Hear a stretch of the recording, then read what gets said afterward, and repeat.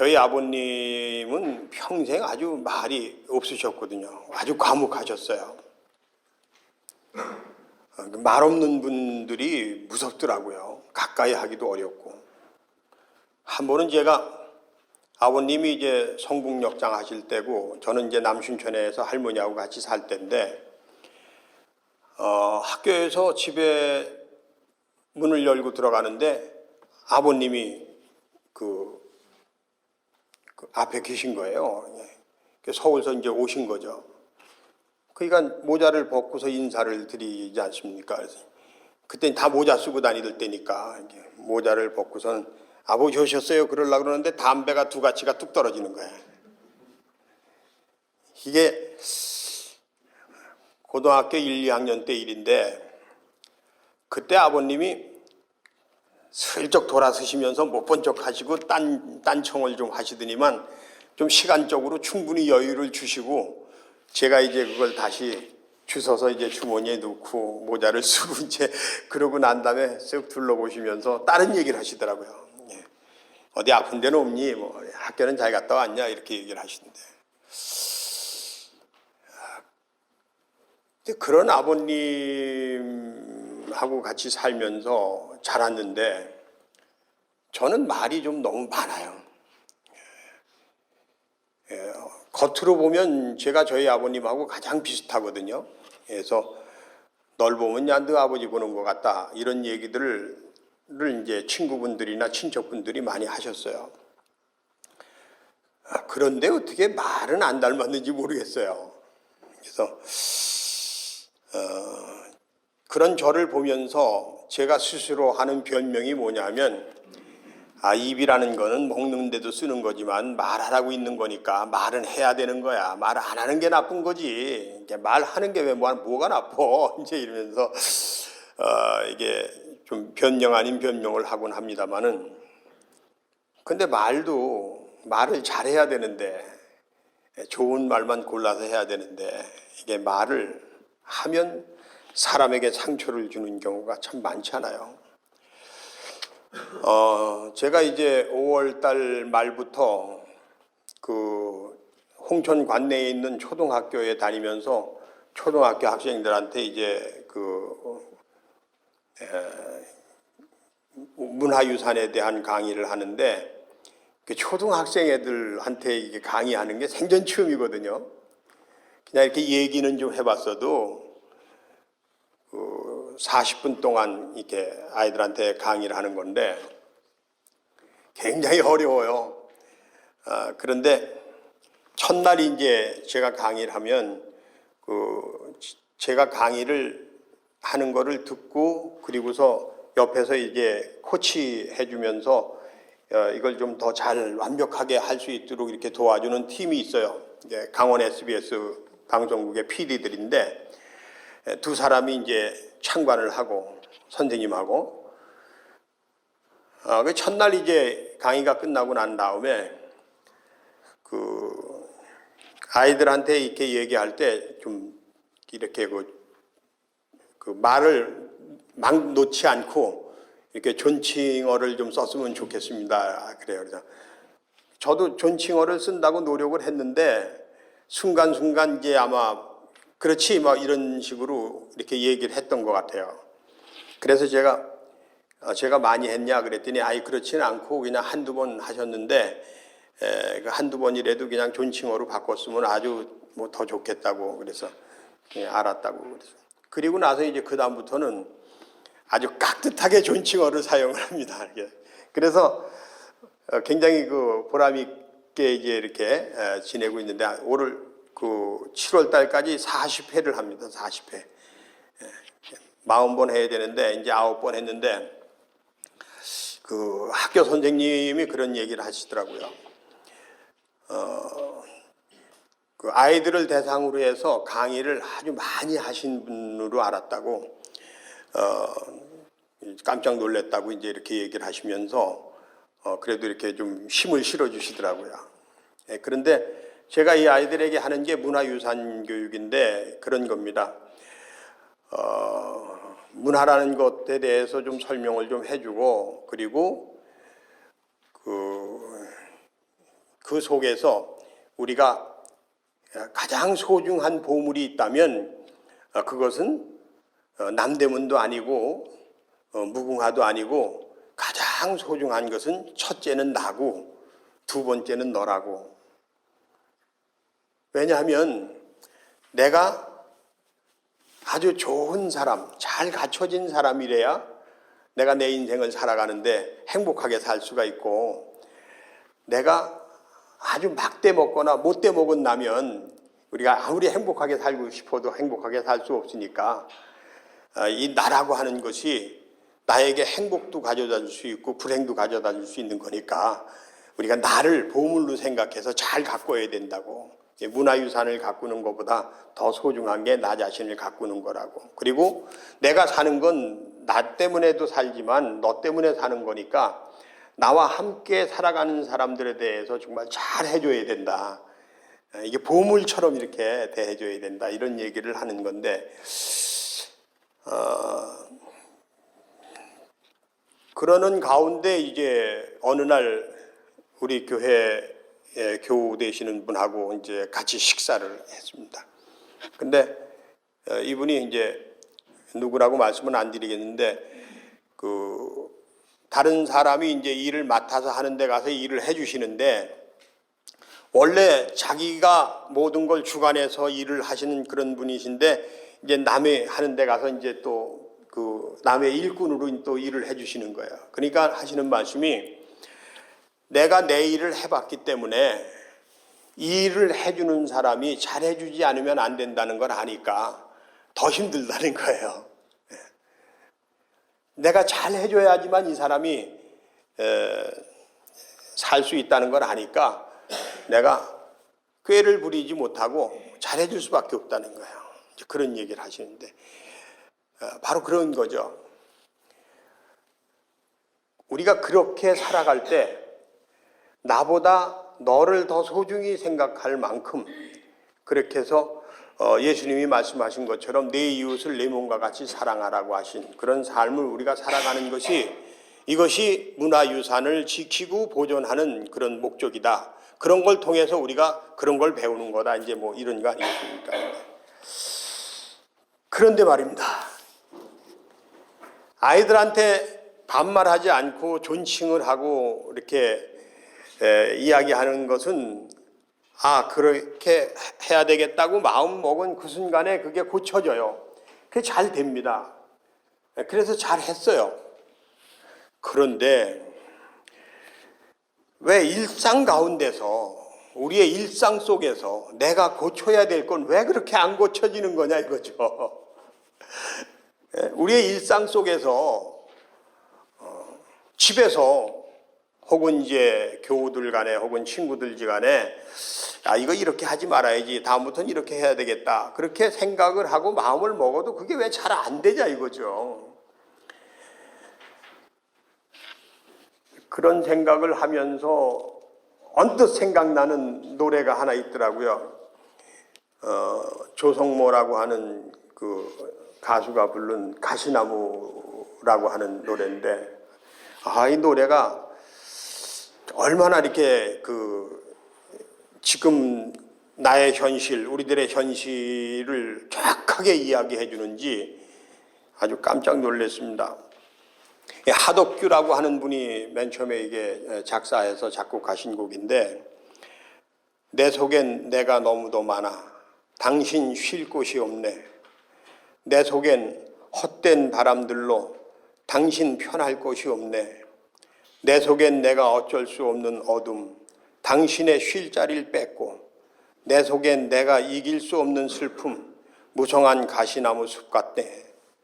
바람만 불면 그 메마른 가지 서로 부대끼며 울어대고, 쉴 곳을 찾아 지쳐 날아온 어린 새들도 가시에 찔려 날아가고, 바람만 불면 외롭고 또 괴로워 슬픈 노래를 부르던 날이 많았는데, 내 속엔 내가 너무도 많아서 당신의 쉴 곳이 없네.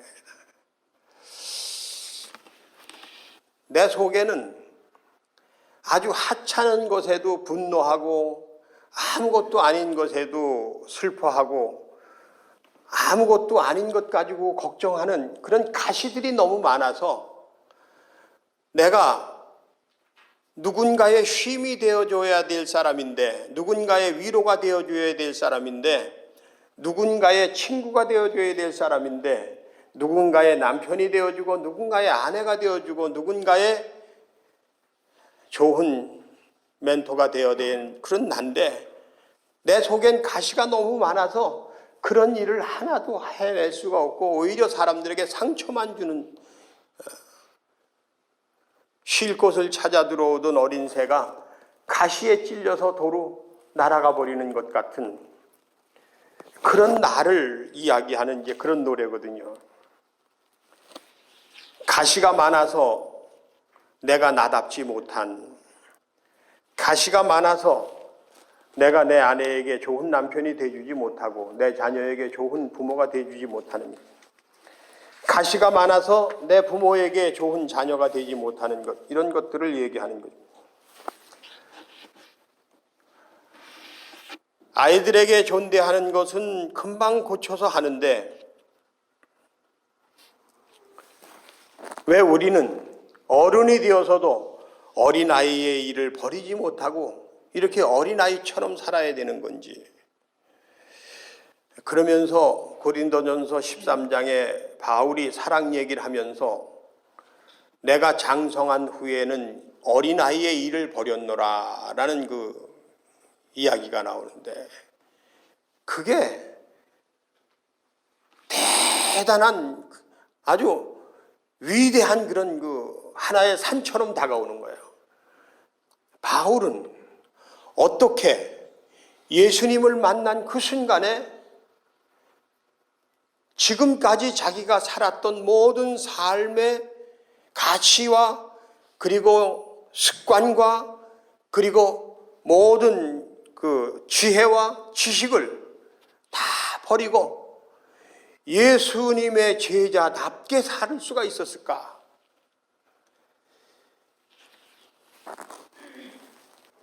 아, 이거 정말 대단한 일이구나.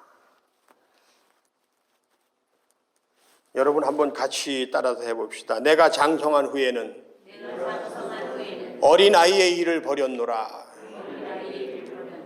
이 이야기는 내가 옛날에는 율법이 최고인 줄 알고 율법을 가지고 모든 것을 판단하고 정죄하고 그것을 지키는 것만이 구원의 길을 가는 것이고 그것을 지키는 것만이 교회를 지키는 것이고 그것을 지키는 것만이 생명의 길을 가는 것이고 그것을 지키는 것만이 내가 영생에 이르는 것이라고 생각하고 살았는데, 예수님을 만나고 나니까 율법이 아니라 용서하고 사랑하는 것이 바로 구원의 열차요, 생명의 열차요, 영생의 열차인 것을 내가 깨달았다. 그래서 나는 내가 이전에 가졌던 모든 율법적인 생각들을 다 버렸다. 그리고 이제는 오직 예수님만 바라보면서 그 십자가의 길, 용서와 사랑으로 십자가를 지시면서까지도 용서를 얘기하시는 이제 그런 삶을 살았던, 예수 안에서 내 삶을 살겠다고 하는 이런 고백을 하고, 여러분, 저는 여러분과 함께 1월 첫 주부터 지금까지 이제 교회에 대한 이야기를 하고 있습니다. 오늘이 21번째 시간입니다. 지난주에 건강한 교회가 되기 위해서는 그 교회의 공동체의 구성원이 되는 한 사람 한 사람이 거듭나는 것으로부터 시작해야 된다는 얘기를 했습니다. 니고데모의 얘기를 가지고 여러분에게 잠깐 그런 말씀을 드렸습니다. 그렇습니다. 건강한 교회 공동체가 오늘 우리가 사는 이 세상에 반드시 필요합니다.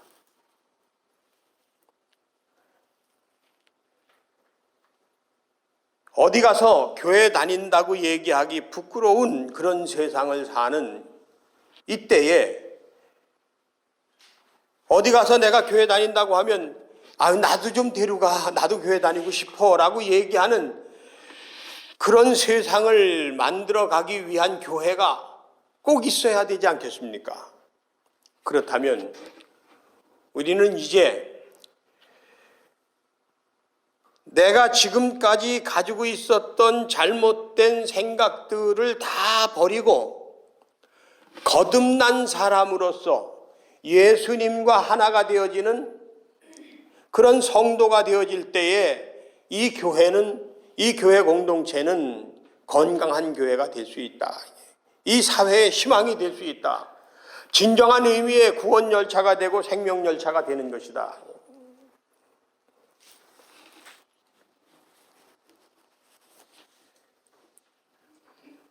혀 아래 도끼가 있다고 그랬는데 혀 아래는 도끼만 있는 게 아니라 복이 있습니다. 여러분 한번 따라서 합시다. 혀 아래 도끼도 있지만 복도 있다. 아 하면 도끼가 되지만 하면 복이 되는 게 말 아니겠습니까? 그래서 야고보는 혀에 대해서 얘기하면서 이 혀라고 하는 것은 작지만 커다란 배를 움직이는 작은 키처럼 내 인생을 좌우하는 것이다 하는 말로 혀의 소중함을 이야기했습니다. 잠언서에는 내가 혀를 어떻게 놓느냐에 따라서 내가 죽음에 이르기도 하고 생명을 얻기도 한다 이렇게 얘기를 하고 있습니다. 그렇다면 이 교회는 어떻습니까? 교회 다닌다고 하는 말 하지 마세요. 아유 창피해요. 이렇게 얘기할 수도 있지만 또 바꿔서 얘기하면 교회보다 더 좋은 데가 어디 있어요? 아유 교회 다니는 사람들 너무 부러워요. 나도 시간만 되면 교회 갔으면 좋겠어요. 만사 제쳐놓고 교회부터 나가요. 나도 좀 데려가줘요. 그런 교회가 될 수도 있지 않겠습니까? 여러분 부정적인 생각이 아니라 긍정적인 생각을 가지고 이 교회가 건강한 교회가 되도록 우리 함께 오늘 이 시간에 말씀이 우리가 함께 공독한 성경 말씀이 나에게 주시는 말씀을 좀 살펴보도록 그렇게 하겠습니다. 그런 얘기입니다. 이 교회 공동체가 건강한 교회 공동체가 되기 위해서 내가 거듭나야 되는데 과연 나는 어떻게 거듭나야 되느냐 그런 얘기입니다. 저는 이 요한복음을 보면서 이 구조 자체를 정말 기가 막힌 구조다. 그래서 벌써 누차 말씀드리지만 어떻게 이렇게 1장, 2장, 3장, 4장, 5장, 6장으로 나가면서 마지막 장까지 기가 막힌 구조로 이게 이렇게 연결되어지는지 저는 가슴이 벅차요. 성경을 보면서.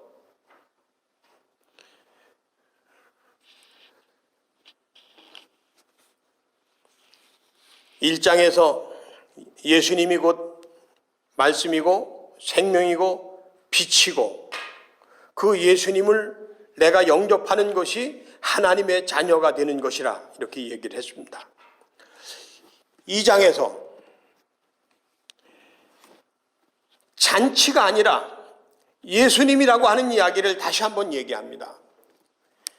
잔치라고 하는 것, 가나의 혼인잔치는 이 세상에서 가장 즐겁고 유쾌하고 행복한 자리인데 그 자리에서 포도주가 떨어졌다는 말로 세상에서 내가 구하는 그곳에 기쁨이 있고 행복이 있는 것이 아니라 예수님에게 행복이 있다고 하는 것, 기쁨이 있다고 하는 것, 축제가 있다고 하는 것을 물이 변하여 포도주가 되는 사건을 통해서 다시 한번 확인하는 겁니다. 그러면서 그 예수님에게 나아가는 그 길을 얘기해 주는데 니고데모라고 하는 그 시대에 가장 성공자라고 얘기할 수 있는 성공의 정점에 서 있는 사람을 대비해서 이 사람이 예수님에게 찾아와서 대화하는 것을 통해서 거듭나야만 예수님과 하나가 될 수 있다는 얘기를 해주고 있는 겁니다. 그래서 그렇구나. 돈도 명예도 부귀도 그리고 내가 가지고 있는 지식과 지혜도 다 내려놓고 비우고 그리고 예수님만을 바라보고 예수님이 하시는 말씀으로 나를 다시 새롭게 디자인하고 새롭게 훈련하고 새롭게 만들어가는 그런 삶을 살아가는 것이 바로 우리가 건강한 교회를 만들어가는 것이고 구원 열차를 타는 것이고 생명의 열차를 타는 것이구나. 영생의 열차를 타는 것이구나. 그리고 거기서 끝나는 줄 알았어요. 그랬는데 4장에서 느닷없이 사마리아 여인이 나타난, 오늘 우리가 함께 봉독한 여인입니다. 이 사마리아 여인은 니고데모하고는 정반대의 사람입니다. 니고데모는 아는 척하고 잘난 척하고 있는 척해도 되는 사람이지만 이 사마리아 여인은 부끄러워서 창피해서 어쩔 수 없이 남들이 다 자는 시간에야 물통을 들고 물을 기르러 나오는 그럴 수밖에 없는 비천한 여인, 사람들에게 손가락질 받는 사람입니다. 그 여인과 얘기를 나누다가 예수님께서 내 남편을 데려오라고 얘기를 합니다. 내 남편이 없다고 얘기를 하니까 네 말이 맞다. 너는 5번 결혼했고 지금 사는 남자도 네 남편이 아니다. 아시면서 왜 남편을 데려오라고 얘기했습니까? 그 물, 영원히 목마르지 않는 생명의 물을 나에게 달라고 얘기하는데 엉뚱하게 남편을 데려오라고 하는 얘기로 얘기가 화제가 바뀌는 거예요. 그리고 이야기가 계속되어집니다. 당신이야말로 정말 메시아이시군요. 그렇다면 이제 나는 우리 조상들이 옛날부터 예배드리던 이 사마리아 산에서 예배를 드려야 되겠습니까? 아니면 예루살렘에 가서 예배를 드려야 되겠습니까? 그런데 내가 예루살렘에 가서 예배를 드리면서 메시아로부터 구원을 받자면 예루살렘에 있는 사람들이 나를 천대하기 때문에 나는 그곳에 갈 수가 없는데 난 도대체 어떡한 말입니까? 라는 얘기죠. 그러자 예수님께서 이 산도 아니고 저 산도 아니다. 예루살렘도 아니고 사마리아도 아니다.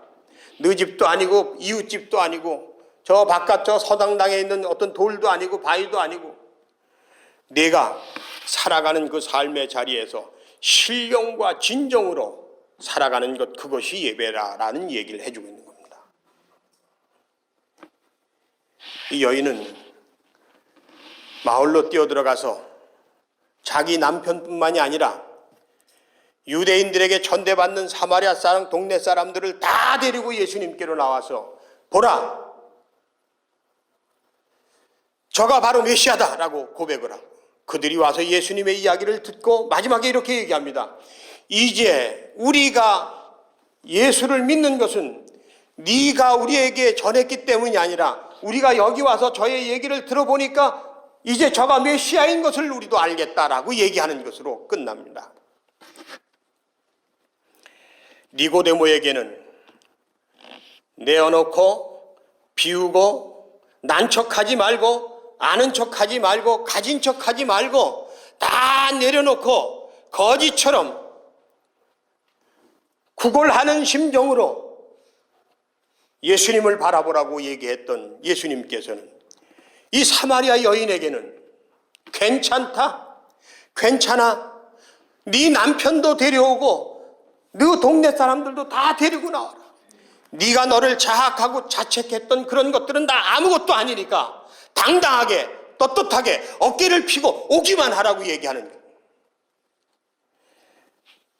여러분, 우리는 니고데모입니까? 아니면 사마리아 여인입니까? 그것은 여러분의 판단에 맡깁니다.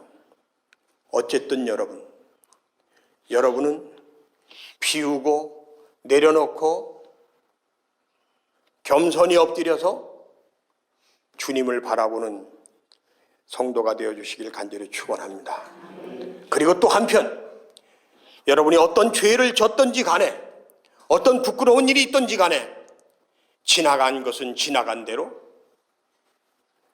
그 모든 것들을 다 싸서 던져버리고 당당하게 주님께 나와서 주님, 나 여기 왔습니다. 나를 만져주세요. 나를 사랑해주세요. 나를 축복해주세요. 라고 고백하게 되기를 간절히 축원합니다. 진정한 교회라고 하는 것은 장소에 있는 것이 아닙니다. 진정한 교회라고 하는 것은 어디에 있는 것이 아니라 바로 내가 성전인 것을 깨닫게 되기를 바랍니다. 그래서 내가 이 성전 안에서 신령과 진정으로 살아가는 것, 사람답게 살아가는 것, 율법으로 사는 것이 아니라 십자가의 사랑으로 살아가는 것, 이것이 예배라고 하는 이야기를 해주고 있는 것입니다. 그러므로 여러분, 우리는 이렇게 좋은 공간에 있는 교회에 와서 예배도 드리지만 여러분 마음으로부터 하나님을 예배하는 신실한 성도가 되기를 간절히 축원합니다.